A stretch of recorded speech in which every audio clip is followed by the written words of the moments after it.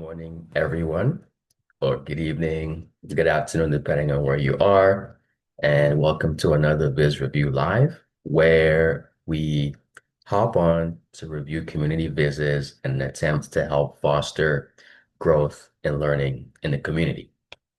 So, a bit of an intro for the uninitiated. First of all, it's just me today. Zainab had some things to tend to, so she'll be joining us later next time.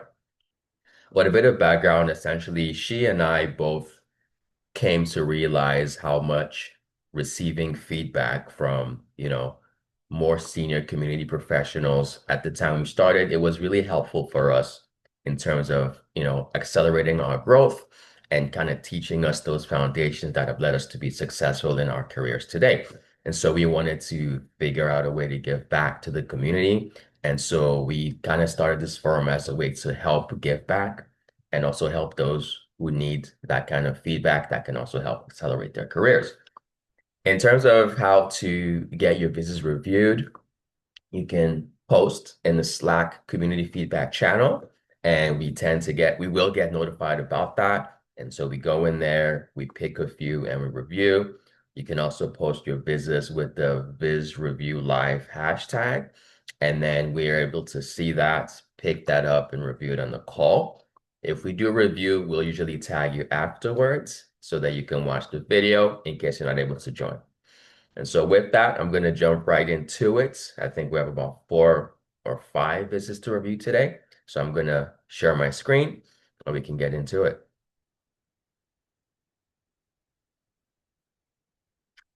All right.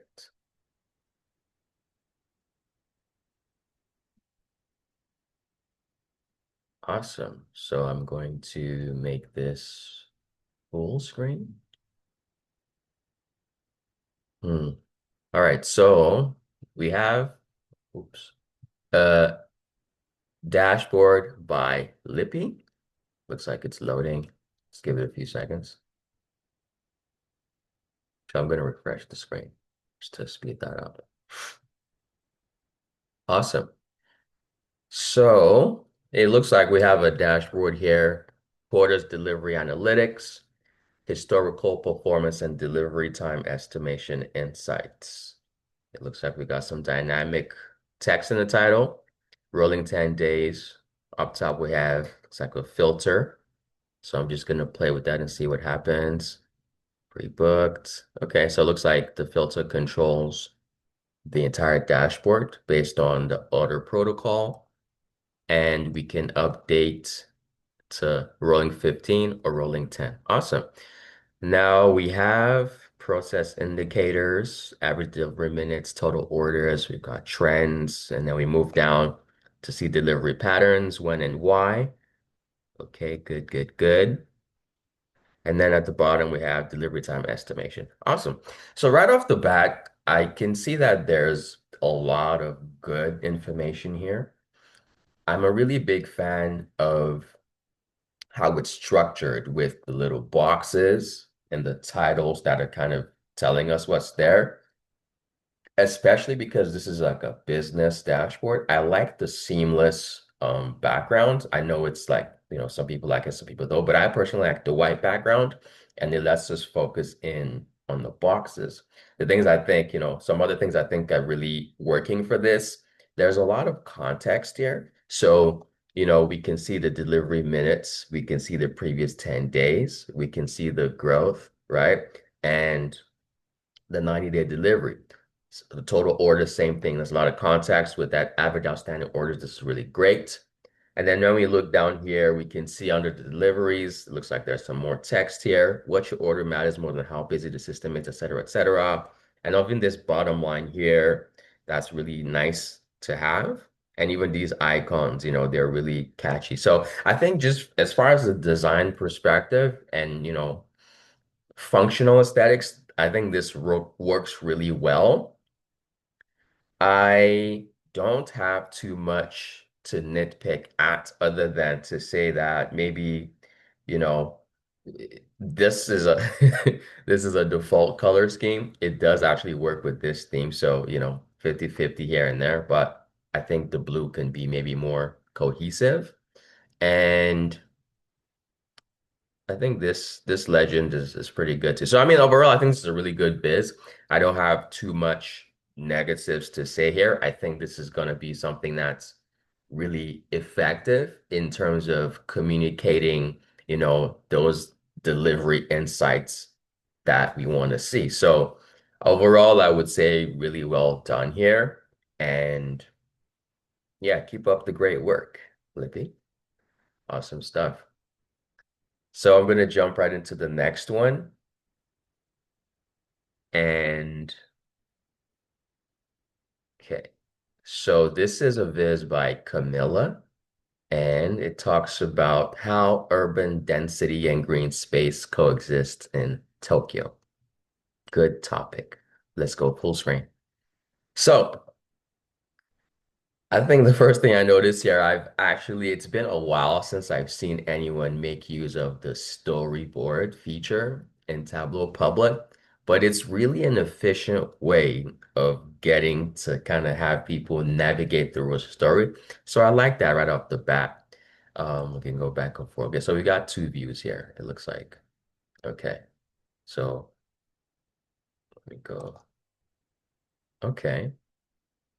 So the first view, spatial and temporal analysis, and then urban planning. Awesome. So let's go back to the beginning.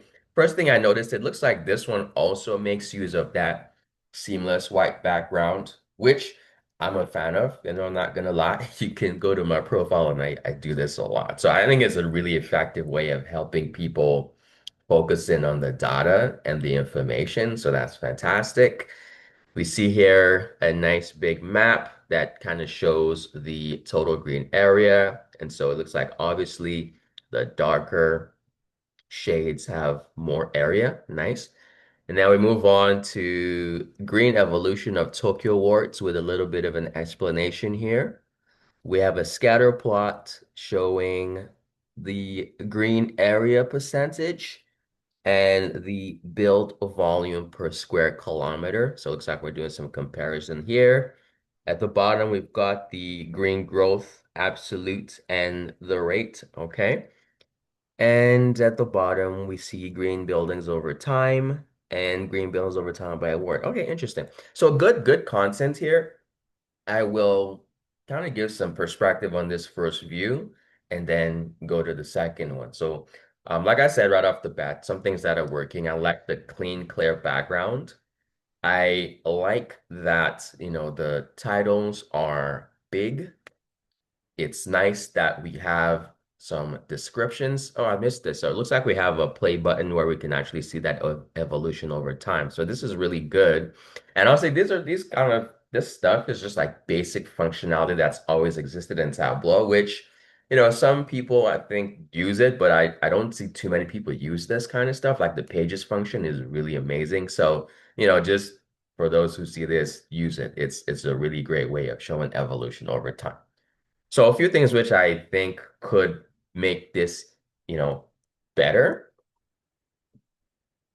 I am noticing that it looks like this legend that's tucked away down here is actually applicable for one, two, three. So in that case, it might be helpful to move that perhaps up to the top so that it's clear that this is a global legend that can be applied to all the charts here. And I mean, it's not the end of the world, but I think this writes like the layout perhaps could be tweaked a little bit in a way where I think like I see this dark title here, so I'm not sure if in fact it seems like this is a summary of the viz. So if that is the case, then this might maybe also need to be moved into a more central area so that it's clear that it's overarching. And perhaps these controls might live at the top right here. So I guess if I were to rearrange this, I would basically just put this text, move it away, maybe to the top somewhere, and then keep the legend also at the top, keep the controls at the top right. And then we just basically underneath all of that, we would just have this one chart and then these two charts. Because I think with this squeezed in over here, it makes all of this seem like it's applicable for this. But again, there is no blue here, so it doesn't look like, this is relating to this. So I think that's the one thing I would say is perhaps maybe a little bit of a tweak in the organization might do this some justice. And since we're not using boxes or tiles to separate the charts, maybe a little bit more white space so that it's easier for the user to navigate. Because I think that's the one thing that I would say is maybe there's not one clear reading pattern, you know. We can think through and say, okay, do we want a Z pattern where we're going left to right like that, or maybe an F pattern? So one of these standardized ways of viewing information might be helpful here as a tweak. And then let's just go to the next one and see what's looking like there. So here we have the urban planning and classification analysis. We have a similar structure with the map, effective. The dark colors show, the darker shades. So we've got green area and the volume per something. Okay. And then we have, okay, introduction of what the section does, quadrant classification, size. I like this positioning here. Okay. So yeah, I think this is also, good foundations here. I think similar feedback, I would say. This one seems to have a bit more space around the things, which I think makes it also a little bit easier. So I think, what's done here is very similar there, but again, just a bit more space would help. But overall, this is very informative. I like the analysis that's being done. And in terms of like information value, I think this is super good. So overall, just those few tweaks, I would say just the layout could be improved a little bit and perhaps a little bit more effort into separating the charts. That way it's easier to read. But other than that, again, another really well done. I think we're starting good here. So let's go to the next one. Okay, so here we have, oh yeah, I remember this one. So this is from someone who's new to Tableau. And so we're going to give that, feedback here with that in mind. I'm going to refresh this to speed it up.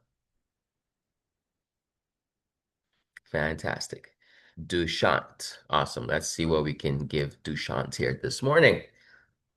So the first chart says profitability and discount strategy.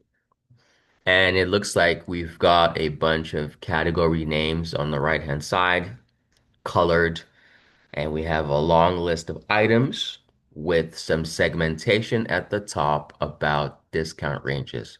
So it looks to me like this is trying to communicate the impact of discounting items and how that translates into profitability. Awesome. So the first thing, I think that comparison is a really great thought process. Because we have so many items, I wouldn't recommend trying to color code everything. And especially because we have one item per line and the name of the category, sorry. It looks like I think the coloring for this intent is not necessary. However, in order to be able to make decisions with this kind of information, I'm thinking something like a scatter plot might actually be, and I think this in itself, at its core, is a kind of scatter plot, but it's just broken out in a certain way. So I would actually just leave all the item circles together. That way we are able to actually see that comparison across items. And then if we want to do coloring to separate things into categories, I see here, for example, girls apparel, golf apparel, men's clothing, and so women's clothing, women's apparel. Okay, so for example, if you want to do some color coding, then maybe consider color coding by categories, right? You can create your own category. So maybe something like clothing or and apparel. Maybe electronics can be another category. Sports can be another category. So that way we do have the comparisons of each category in a scatter plot. And then to identify some trends at the category level or subcategory level, then we can now use that coloring to do that. And I think that might actually be an interesting way to show this information. And if we want to have some kind of lines there, perhaps, this trend line will be more effective at showing whether, there's any color correlation between like higher discounts and higher profits or not. So that's what I would say here is perhaps consider a different mode of analysis or different way of showing that analysis. And in this case, something like a scatter plot would help. Second thing would be perhaps if we must color, then create some subcategories that would really reduce the number of colors being shown. As a rule of thumb, since this is someone who said they're starting off as a rule of thumb, I'd say 4 to 5 colors is a good limit to have if you're doing categorical coloring. And that's a number that's been shown to be, effective. Anything more than that, it becomes a little bit difficult to track. So just minimal colors where we use them so that they're more impactful. There's another view here which talks about seasonal delivery performance trend.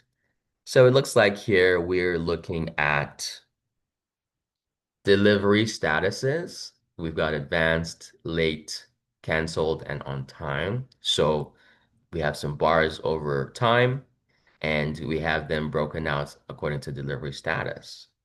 This is really clear um, at a glance. One thing, especially since there are only 4 categories, one thing I do notice, it looks like we also have the text. So advanced shipping, late delivery, right? So that kind of throws off the chart itself because A, we already have the labels here in the legend, so this is great.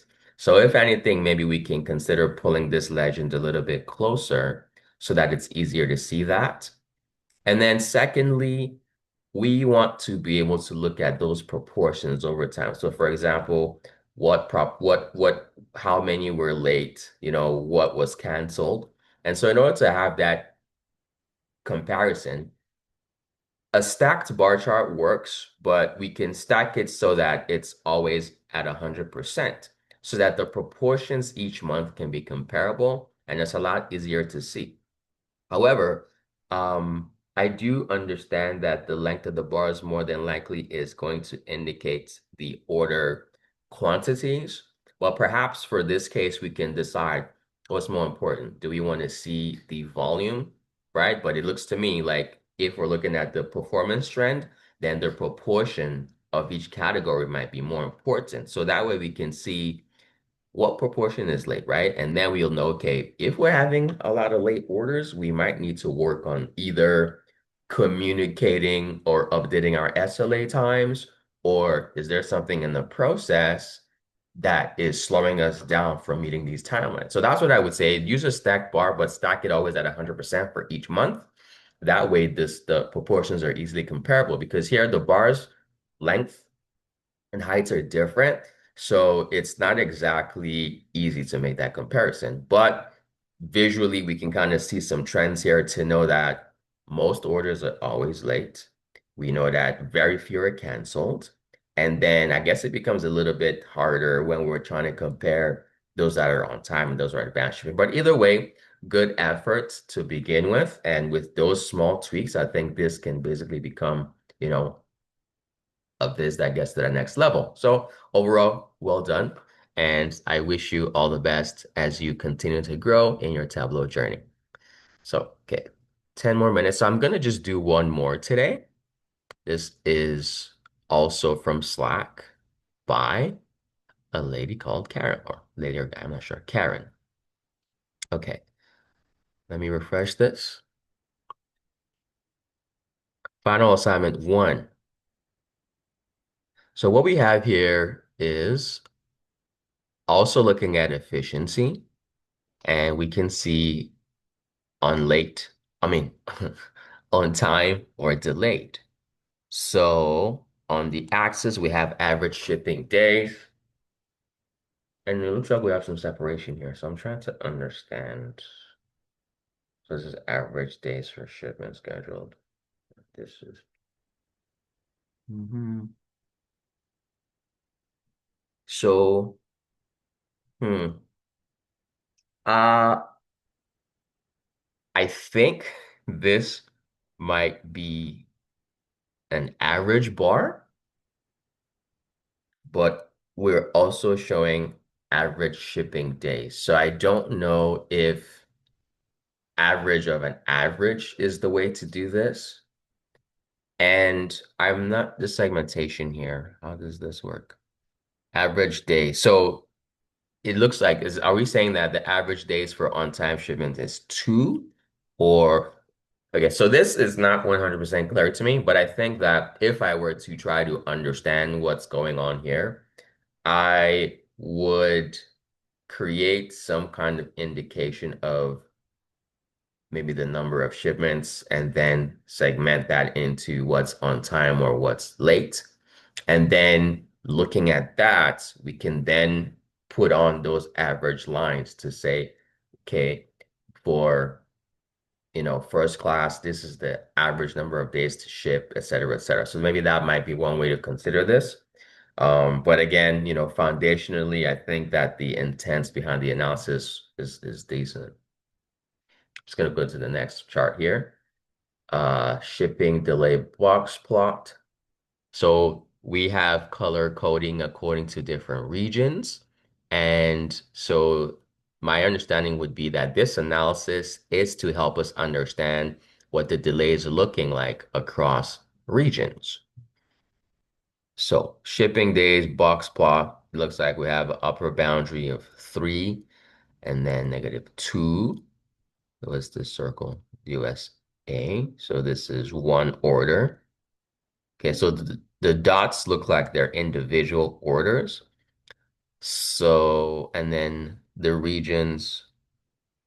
Mm, mm. Okay. So I think layout wise, I may consider a different way of laying this out. Perhaps maybe showing the days, average number of days per region, just as a simple bar chart might even be more impactful. One thing to keep in mind is that the box plot is an interesting chart. And I say that it's interesting because I remember seeing this a lot. I took like a data science program, and I know that for statistical analysis and like in higher education, probably people are more comfortable with this. In the real world, I'm not sure that it's a very accessible chart to understand. And so, with that in mind, I think it does have its place. However, if our goal, I think, is to simplify, I think that there's different ways to show this. So that's what I would say for this is, good intent, but perhaps maybe think about, is there a different way we can show this? And then, that could lead us to a more clear execution of that analysis to give us the insights that, we're trying to use to action in the business, right? So just something to keep in mind. Finally, we have financial risk map, and it looks to be a heat map that is looking at the fraud exposure or suspected fraud exposure by region and department. So we have a breakout into departments. So fan shop, apparel, golf, footwear are beautiful. And then we have, what is this? Regions, I would assume, because I can see Europe and, okay, awesome.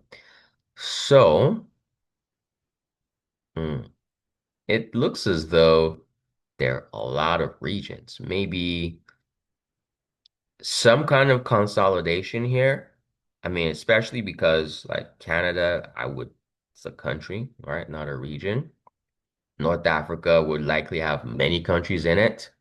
US center is that US, but then we have also east of USA. So I would say maybe the regions could be, just in terms of actioning out, like it would not be 100% clear to me how to action this based on the regions. But I think that, it's very clear looking at this, the item total, we can see that the darker squares are higher order values and the grayish squares are lower order values. And then we can see the total here. in each region. So I think at its core, again, good start. Um, Usually, I know this is talking about fraud, and so I guess maybe that's where the intent with the red comes in. But we don't have to necessarily use such a strong color. I think it tends to denote like extremely critical. It's. I mean, I'm just saying basically maybe think through the colors differently. But overall, for this one, simple layout, heat map is good at highlighting what's going on, and then maybe region-wise, some consolidation there could make this more actionable. Overall, good foundation, and I think that there's definitely going to be a few like this is for someone who is starting off, I think this is a good attempt. And I think that they're going to only improve over time, is what I'm trying to say. So I think that's it for us today. We've got four visits out the bag. And so we're gonna have this up as soon as possible. But again, we look forward to seeing you next time and all the best in your visiting professionally and personally. Take care.